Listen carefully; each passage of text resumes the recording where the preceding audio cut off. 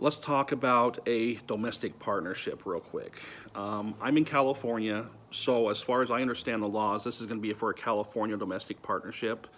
States to state may differ a little bit, but overall the principle is the same. In order to qualify for a domestic partnership in the state of California, you need to be at 18 years of age or older. You need to be living with the individual you're going to declare as your domestic partner. There's a form on the state website, domestic partnership form, that you need to print out, and it needs to be filled out. It can't be a different form. The state has a specific form for the domestic partnership. After you have that form, you can start filling it out, but do not sign anything until you appear before a notary public. Both you and your partner are going to need to sign the form. Both you and your partner, in order to sign that form and have it notarized, are going to need to have valid ID. That can either be a driver's license or a passport.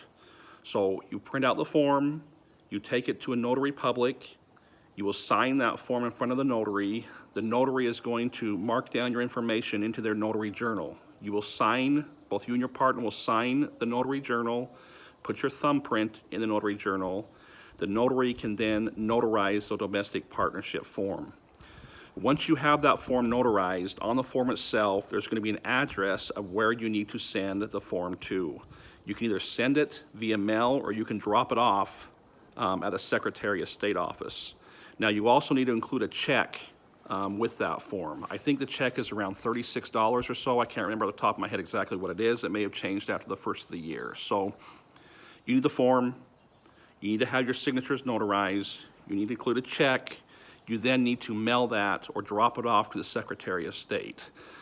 Now listen, this is a huge mistake that people make. If you're going to mail that domestic partnership in, do not send it snail mail. Don't fold it up and put it in an envelope and put a stamp on it and send it.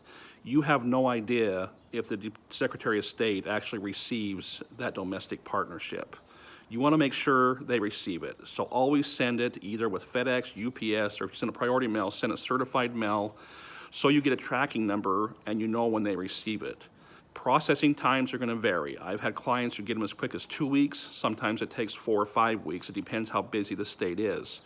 But the thing is, guys, if you don't send it certified mail with a tracking number, you never know if they actually received it. So how do you know if they're going to be sending it back or not? Spend the extra $10, whatever it is, to send it certified mail.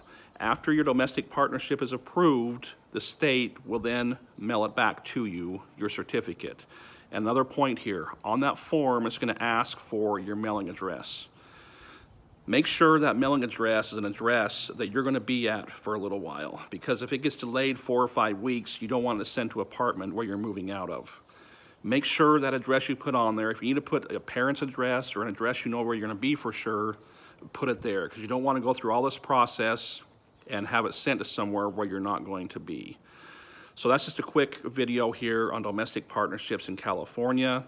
A couple things to watch out for. Make sure your names on the form are consistent with your signatures and how the notary notarizes the signatures. If the name is different, there's a chance it's going to be rejected.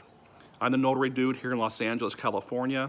If you have any questions about notarization, domestic partnership, any affidavits, apostille, I'm here to help. I cover all of LA County area, and I'm not afraid to help. So call me, 626-620-3667.